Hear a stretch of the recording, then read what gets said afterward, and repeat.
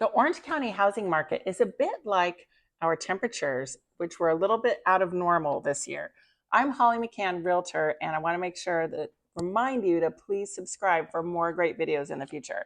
So I've got our latest housing report from Stephen Thomas, my favorite economist that I follow faithfully, and I love sharing this with you. And you can read the details of the full report in the link below this video. So his title is It's a Cool, Cool Summer. I remember that video from when I was a teenager. I don't know if you guys remember it, but that's what's happening here. So he talks about how California experienced a very unusual May and June this year. Southern California was subject to some of the coldest daytime temperatures in the last 40 years. I remember just tons of fog and damp and cold, which, you know, I live by the coast and the beach and it's worth it, but definitely unusual for that time of year. Even in July, we had a lot of that.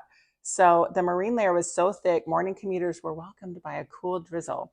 While the rest of the country roasted, Californians grabbed their sweatshirts and wondered if summer would ever arrive. The housing market has experienced a similar cold front, he says, where it seems shrouded in a thick fog that will just not clear. The higher mortgage rate environment has impacted so many real estate statistics and resulted in a very cool summer. The active inventory demand and closed sale price comparison to when housing felt normal before COVID. Many would intuitively think that the biggest impact would be in demand, yet the supply of available homes to purchase has suffered the largest blow. The inventory started off in January 46% below the 3-year average, and now it's 63% lower than normal. The average inventory right now in Orange County is hovering around 2,475 homes compared to 6,753 when Orange County felt normal. Today's level is the lowest inventory for a start to August since tracking began in 2004. It's almost 20 years. Similarly, if nothing changes for the remainder of the year, 2024 may break that record low.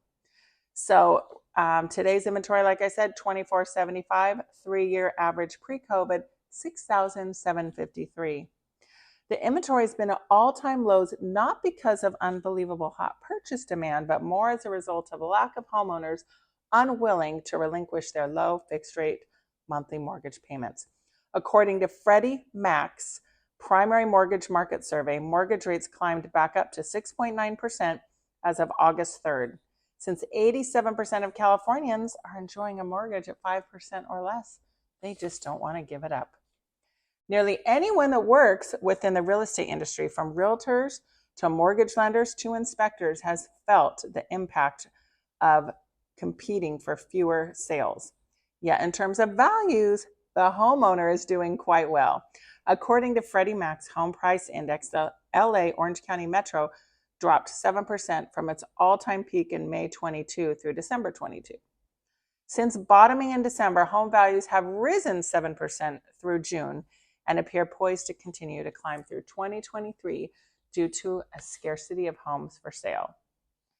And it's just going to stay this way, you guys, until mortgage rates come down. And who knows when they're really going to come down. When I was talking to mortgage experts a few months ago, they were all saying, oh yeah, hopefully they'll be coming down by the summer. I'm like, oh, I hope so. I hope so. But alas, they're still not coming down. In fact, they were really high last week. The one last thing that I wanted to share with you guys that I think is really relevant if you're a home seller is your expected market time, which means the number of days it's going to take for your home to go into escrow after you put it on the market. And for Orange County right now, that's 47 days. So about 6 weeks. The higher your home price is, the longer it takes. For instance, my flip in San Clemente took about 75 days to go into escrow, and which was frustrating, of course, that it seemed so long. But for a purchase price of $2.3 million, that was expected and that was the norm.